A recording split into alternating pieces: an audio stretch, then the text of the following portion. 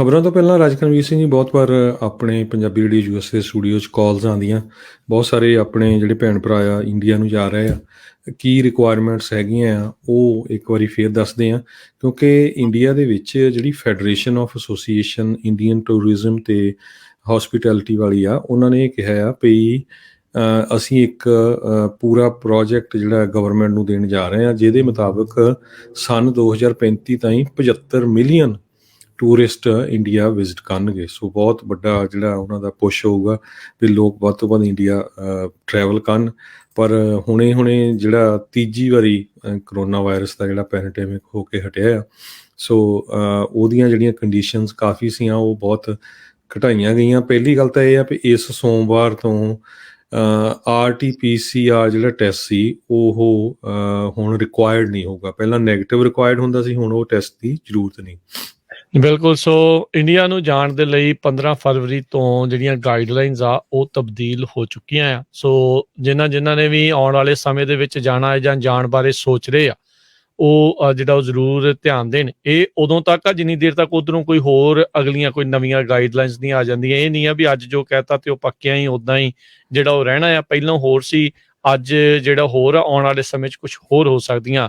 ਸੋ ਮੌਜੂਦਾ ਜਦੋਂ ਅੱਜ ਤੁਹਾਨੂੰ ਅਸੀਂ 16 ਫਰਵਰੀ ਨੂੰ ਦੱਸ ਰਹੇ ਹੈਗੇ ਆ, ਸੋ ਇਹ ਜਿਹੜੀਆਂ ਕੀ ਗਾਈਡਲਾਈਨਸ ਜਿਹੜੀਆਂ ਹੈਗੀਆਂ ਆ ਵੀ ਨੈਗੇਟਿਵ RT-PCR ਟੈਸਟ ਰਿਪੋਰਟਸ ਦੀ ਜ਼ਰੂਰਤ ਨਹੀਂ ਹੋਊਗੀ।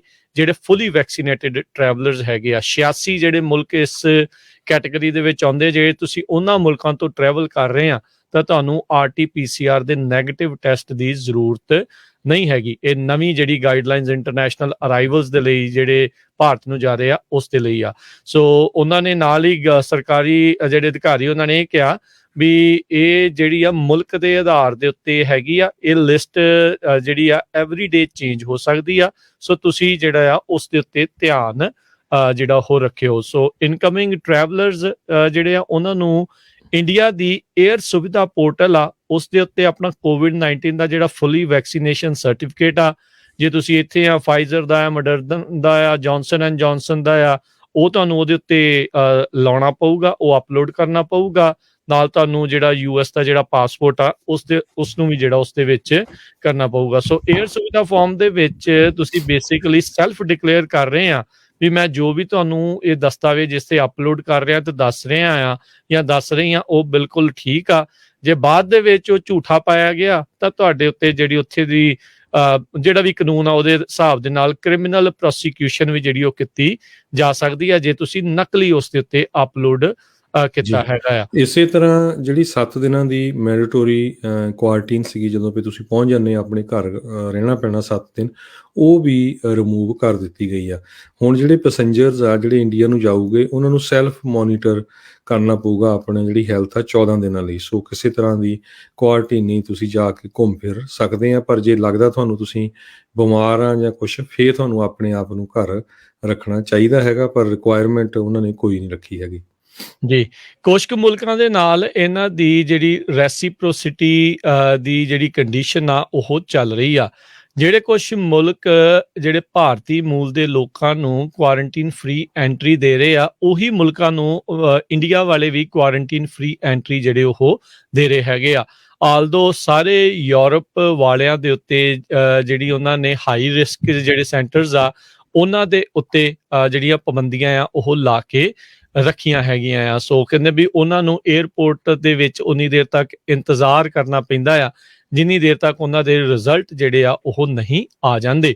ਇਸ ਦੇ ਨਾਲ ਫਿਰ ਵੀ ਤੁਸੀਂ ਫੁੱਲੀ ਵੈਕਸੀਨੇਟ ਹੋਣ ਦੇ ਬਾਵਜੂਦ ਵੀ ਜਿਹੜਾ ਤੁਸੀਂ ਜਦੋਂ ਚੜ੍ਹਦੇ ਆ ਆਪਣੀ ਉਡਾਨ ਦੇ ਵਿੱਚ ਤਾਂ ਉੱਥੇ ਜਾ ਕੇ ਜਿੰਨੇ ਵੀ ਟਰੈਵਲਰਸ ਆ ਰਹੇ ਆ ਕਿਸੇ ਵੀ ਫਲਾਈਟ ਦੇ 2% ਜਿਹੜੇ ਪੈਸੰਜਰਸ ਆ ਉਹਨਾਂ ਦੇ ਉੱਤੇ ਰੈਂਡਮ ਟੈਸਟਿੰਗ ਜਿਹੜੀ ਆ ਉਹ ਕੀਤੀ ਜਾ ਸਕਦੀ ਆ।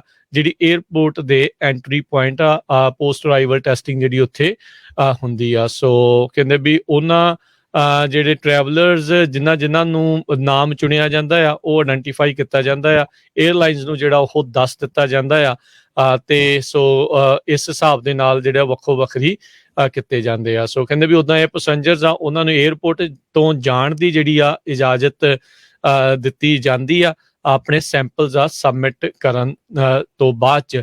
ਜੇ ਕਿਸੇ ਦਾ ਸੈਂਪਲ ਪੋਜ਼ੀਟਿਵ ਆ ਜਾਂਦਾ ਆ ਤੇ ਉਹਨਾਂ ਨੂੰ ਫਿਰ ਜਿਹੜਾ ਉਸ ਹਿਸਾਬ ਦੇ ਨਾਲ ਮੈਨੇਜ ਕੀਤਾ ਜਾਂਦਾ ਵੀ ਜਿਹੜੇ ਵੀ ਇਸ ਟਾਈਮ ਸਟੈਂਡਰਡ ਪ੍ਰੋਟੋਕਾਲ ਉੱਥੇ ਚੱਲ ਰਹੇ ਹੈਗੇ। ਸੋ ਮੁੱਖ ਦੀ ਗੱਲ ਇਹ ਹੈਗੀ ਆ Harjot Singh ji, RT-PCR negative test ਜਿਹੜਾ 72 ਘੰਟੇ ਦੇ ਵਿੱਚ ਉਡਾਣ ਤੋਂ ਪਹਿਲਾਂ ਕਰਵਾਉਣਾ ਪੈਂਦਾ ਆ, ਉਹ ਹੁਣ ਹਾਲ ਦੀ ਘੜੀ ਕਰਵਾਉਣ ਦੀ ਜ਼ਰੂਰਤ ਨਹੀਂ ਹੋਊਗੀ। ਸੋ ਫੁੱਲੀ ਵੈਕਸੀਨੇਟ ਜਿਹੜਾ ਮੋਡਰਨਾ ਤੇ ਉਹ ਫੁੱਲੀ ਵੈਕਸੀਨੇਟ ਜਿਹੜਾ ਉਹ ਹੋਣਾ ਚਾਹੀਦਾ ਆ ਬੰਦੇ ਨੂੰ, ਜਿਹੜਾ ਟਰੈਵਲ ਕਰਨ ਤੋਂ ਪਹਿਲਾਂ, ਜਿਹੜਾ ਇੰਡੀਅਨ ਪਾਸਪੋਰਟ ਹੋਲਡਰ ਨਹੀਂ ਹੈਗਾ, ਜਿਹੜਾ ਇੰਟਰਨੈਸ਼ਨਲ ਜਿਹੜਾ ਜਾ ਰਿਹਾ, ਜਿਹੜਾ ਤਾਂ ਇੰਡੀਅਨ ਆਈ ਥਿੰਕ ਵਾਲਾ ਹੈਗਾ ਆ, ਆਈ ਥਿੰਕ 에ਅਰ ਸੁਵਿਧਾ ਫਾਰਮ ਦੇ ਉੱਤੇ ਤਾਂ ਵੀ ਤੁਹਾਨੂੰ ਜਿਹੜਾ ਆਪਣਾ ਕੋਵਿਡ ਦਾ ਸਰਟੀਫਿਕੇਟ ਆ ਉਹ ਦਿਖਾਉਣਾ ਹੀ ਪੈਂਦਾ ਆ।